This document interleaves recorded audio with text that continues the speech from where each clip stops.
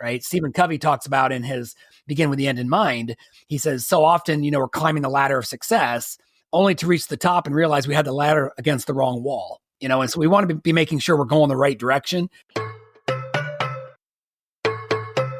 You're listening to the Real Estate Sessions, and I'm your host, Bill Risser. With nearly 25 years in the real estate business, I love to interview industry leaders, up-and-comers, and really anyone with a story to tell. It's the stories that led my guests to a career in the real estate world that drives me into my 9th year and nearly 400 episodes of the podcast. And now, I hope you enjoy the next journey.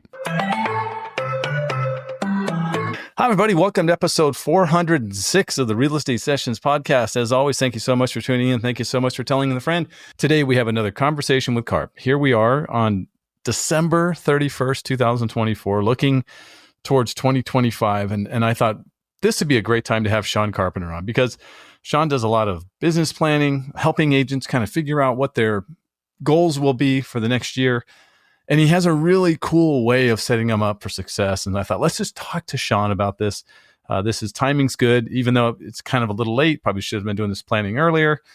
But I think we're going to find out it's really never too late. So let's go ahead and get this started. Sean, welcome to the final episode of the Real Estate Sessions podcast for 2024. How are you doing? How was Columbus, Ohio? How was your Christmas? Christmas was good. Holidays are good.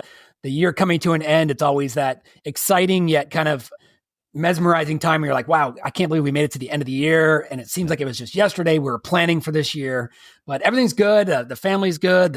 The outlook for next year looks healthy. The local home team Buckeyes are still in the playoffs. So everybody here locally seems very happy and until maybe the next couple of days.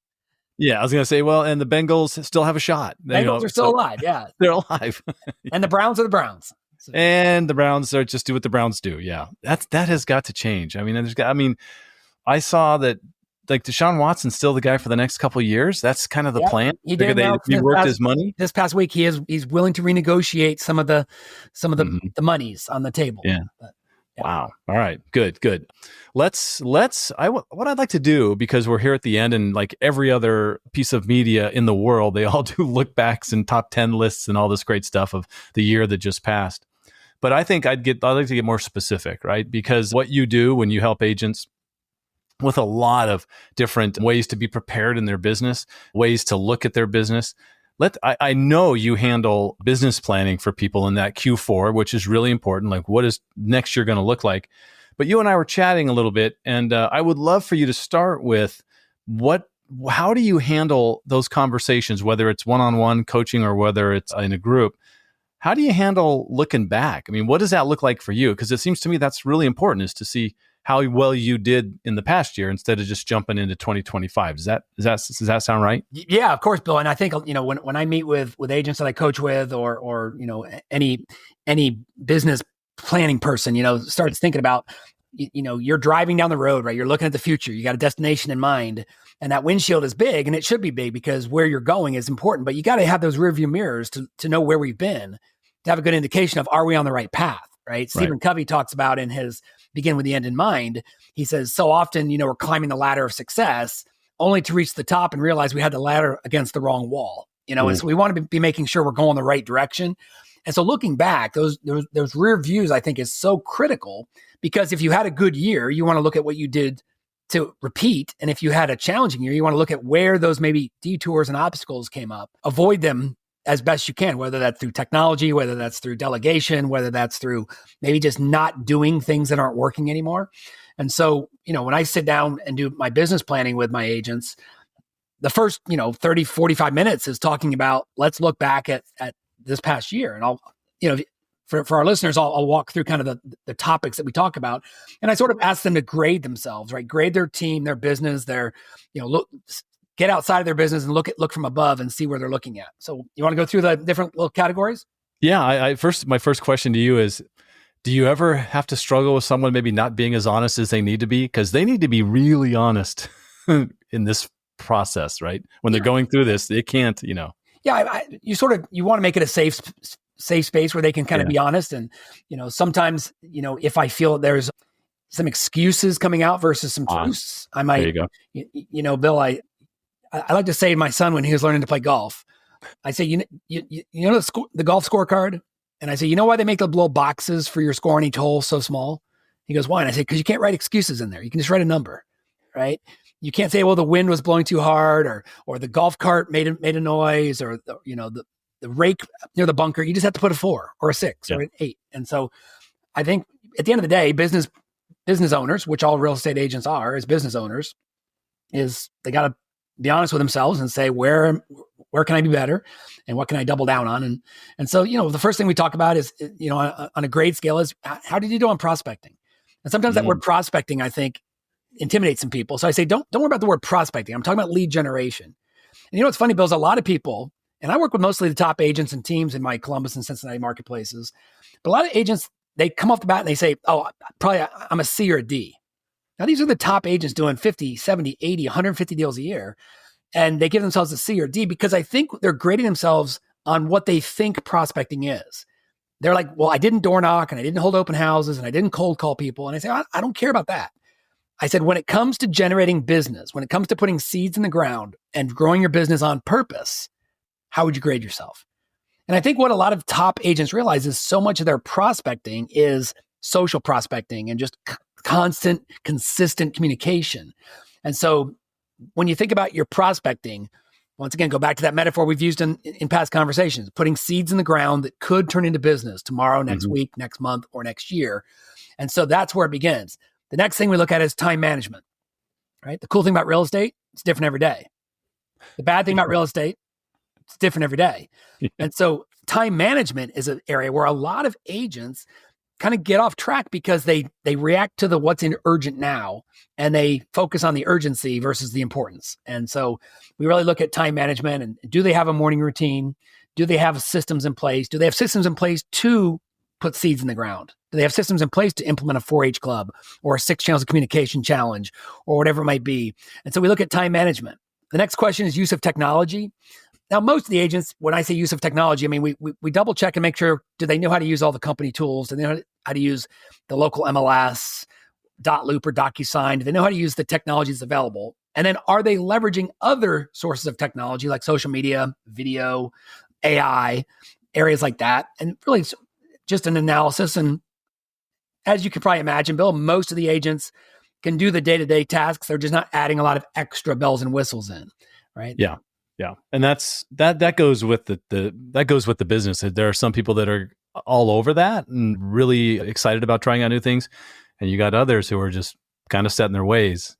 That doesn't mean one's better than the other, right? As long as you're doing those first two things you talked about, that maybe it's not as important. Yeah. Look, the good news for a lot of people listening is old school still works, right? I mean, old school still works. The face-to-face, nose-to-nose, toes-to-toes, real estate relationship business still works. So does new school, right? New school still works. There's agents, Bill, that you and I both know that are very tech forward, tech savvy. They do a lot of their business through social media and video and AI. But some of those people that are at the far end of the tech spectrum don't have the relationship aspects.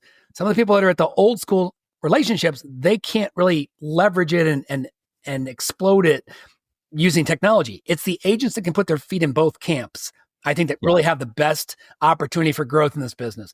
Be really good with your technology, but be able to look up from your screens and have conversations and remember stories and people's names and then take those stories and people's names and conversations and put them into your technology, right? Like you've talked about years ago with your databases, your data bank of when I'm done having a conversation with Bill and Cindy Risser, am I going into my database and putting in a conversation about Kevin, their son is engaged and getting married and his, in-laws live in, Miami, and am I putting in those things? And then when am I following up with Bill the next time? Right. Right. Yep. That's awesome. Look, the next one on our conversation, which is a big one for top agents, because the business can really consume you, as you know, and as you've seen in your years in the business, is the question of life balance. Now, a lot of people just, when they hear that word life balance, they say, oh, I work too much, or my life balance is horrible. And first of all, let me just say this to the people listening. I think when it comes to, especially to a career like real estate, I think the word balance is, I'll just say it, it's bullshit, right? Because it implies that you're half working and half not working. Right. And because you're in real estate, you're kind of always working, right? When you're at the kids' ball game, you're potentially listening for an opportunity to maybe not write a contract or list a house on the sidelines, but you're listening for opportunities. When you're at church, you're looking for opportunities. When you're at the ball game or at playing golf or at the grocery store, you're kind of on the clock, right? We don't get to clock out like someone that works at Walmart or a doctor's office does. So I challenge people. I say, what about your life harmony? Let's take the word balance and put the harmony. Love it. Like, does your family understand that you work your butt off so you can provide a nice lifestyle and vacations and decent living and all those types of things? And I think when people change the word from balance to harmony, they say, no, it's my partner or my spouse or my kids. They know that I might take a phone call, now and then. They know that I might be on the telephone in the car on the way to a doctor's appointment. So that's just something to think about. And people that do challenge or do struggle with that, Bill, we try and say, like, what can we do to build your business next year to maybe alleviate some of that anxiety or stress or concerns? And let me just maybe maybe a good time to bring this up, Bill. A lot of times when I do these business plannings, not every agent I meet with wants to do more business next year. I think a lot of people just think if I did 50 deals this year, I got to do 60 next year. And that's not always the case. Sometimes people say, look, my price point's going up. I got kids, last 2 years of school, before they graduate and move on. I want to spend more time with them. Maybe I'm getting older, parents, whatever it might be. And they say, if I can do 40 deals at a higher price point, I'm okay with that, right? Or 35 deals or 20 deals or 60 deals, whatever it might be. It doesn't always have to mean more. It just might mean better. The next one is truly remarkable service, right? Yeah. Are you, and call it whatever you want, but what are you doing to make sure your clients love you and will tell other people about you, right? If you're going to get repeat and referral business, which we've talked about the last time we talked, is you got to earn that repeat business first. Yep. So what are those little things that you can do? Once again, if you're listening to this and you say, my clients love me, I get lots of referrals, that's great. What more can you do? What's that little thing you can do a little bit more? What's that purple cow, as Seth Godin says? What's that extra little thing that's going to make someone bring you up the next time someone in their world brings up real estate? And so I've really been talking about with agents this year, implementing a 1-1-1 plan in 2025. Let me tell you what a 1-1-1 plan is. A 1-1-1 plan is when you close a deal with a buyer, you're going to contact them 1 day after possession, 1 week after possession, and 1 month after closing. See, so many agents, Bill, in our industry, we get the deal to the closing table, and then we move on to the next deal, right? Next up. And we kind of forget about the client who we've been working with for 3, 4, 7 months. And we hope that they remember us, and we're going to stay in touch with them. We're going to put them on our mailing campaigns and our drip emails. But what if we contacted them 1 day after they moved into the house with a phone call or a text saying, hey, Bill, I just want to make sure you and Cindy got in okay. Did the sellers leave by the garage door openers and all the keys that they promised? And, is there any issues that I can help you with? Then maybe 1 week after the closing, I might stop by and drop off, some paper towels and some tape and some little things that, and then 1 month after the closing. Because here's what the buyers have been thinking about real estate for the last 12 weeks, 6 weeks, 8 weeks. Every day they wake up and hit refresh on their email and hope that today's the day an email comes through with a listing that we might be able to buy. Yeah. After closing, they're still thinking about real estate because they're driving to a new house, driving a new route to work. They're finding a new veterinarian for their pet. They're finding a new park to take their kids to play in. They're finding new shops and restaurants. And guess what? Everyone at work and in their families ask them about. How's the new place? Are you undone yet? Are you unboxed yet? And what if we can keep showing up in their lives, in their heads of, my realtor stopped by last week to make sure everything was good and dropped off this packet. And they say, we were going to ask you, we want to buy a house this year. Would you recommend your agent? And what a great way to stay in touch with those people. Yep. And the great thing, Bill, is if you do 40 or 50 deals a year, that's going to be 40 times 3 more touches on purpose right after the closing, right? Plus then all the other implemental birthdays and anniversaries and marketing updates and check-ins and client events you're doing throughout the year. So that's just one little added thing. We talk about attitude, we talk about team leadership, and we talk about overall, how did you grade your year, right? And if they had their best year ever, I almost make them give themselves an A. Now it can be an A minus, right? Okay. Because that means there's still room to grow. But this is where you really start saying to people, looking back, how did you do overall? And I think sometimes people, when they step back, they're like, you know what? I didn't do as good as I thought I was going to do, but I still am happy with where I'm at.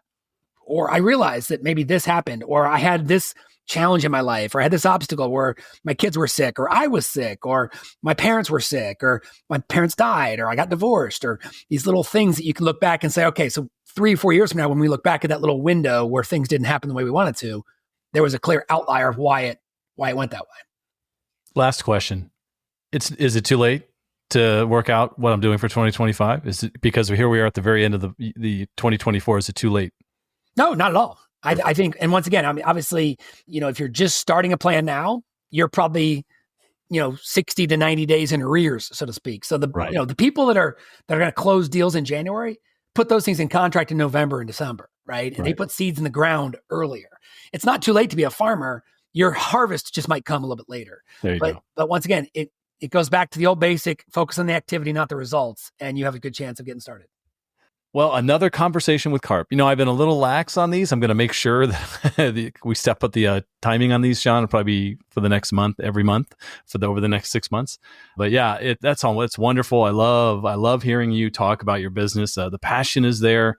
The information is there. The power is there. It's just fantastic. So like anyone listening, you know how to get a hold of Sean. He's all over social. He's got carpscorner.net, and that his looking in review kind of scorecard, his grade card, is available. We're going to put it in the show notes. There'll be a link back to his blog where you can actually see that and grab it yourself. So, Sean, awesome. Thanks so much. Can't wait to get you down here, but I don't know if you know this, but you're bringing temperatures in the 40s and 50s to Florida when you get here. One way or another, I'm going to find that cool weather somehow, some way. But I can't wait to get you back on the golf course. West Chase is waiting for you. So, thanks for your time again today. This has been great. We are looking forward to it, and best wishes to you and everyone out there listening in the new year ahead. It's very exciting. Some great opportunities for all of us. Thank you for listening to the Real Estate Sessions. Please head over to ratethispodcast.com/RE sessions to leave a review or a rating, and subscribe to the Real Estate Sessions podcast at your favorite podcast listening app.